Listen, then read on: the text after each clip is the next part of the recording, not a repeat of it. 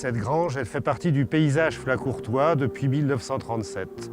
Et la mairie étant vieille, difficile pour mettre aux normes, sans eau, sans toilette, nous nous sommes dit qu'il fallait absolument la garder parce qu'il y a également une architecture assez remarquable de savoir-faire de ce que faisaient nos anciens à cette époque.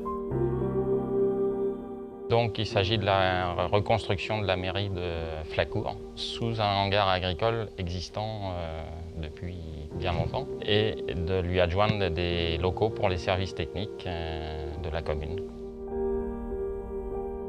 La première difficulté a été effectivement le financement. Il a fallu obtenir un contrat rural et par la suite, les difficultés plus importantes sont avérées lorsqu'on a fait les études techniques pour transformer ce hangar en hangar pouvant recevoir du public en ERP, ce qui impose des contraintes assez phénoménales. Il a fallu consolider le hangar pour le mettre aux normes actuelles au niveau fondation.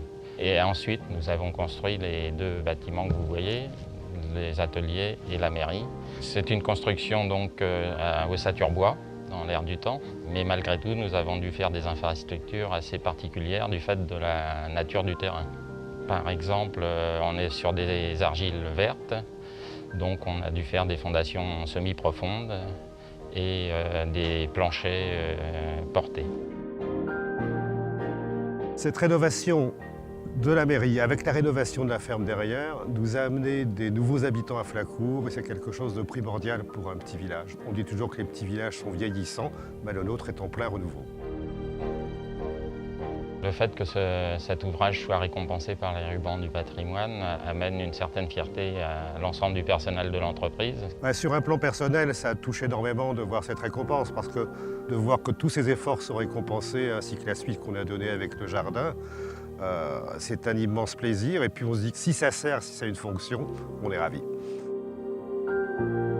La réalisation de cet ouvrage est le fruit d'une collaboration entre le maire, l'architecte, l'entreprise générale Donato et ses sous-traitants de qualité. Et je dirais que c'est grâce à cette équipe complète que la réalisation a pu obtenir le ruban.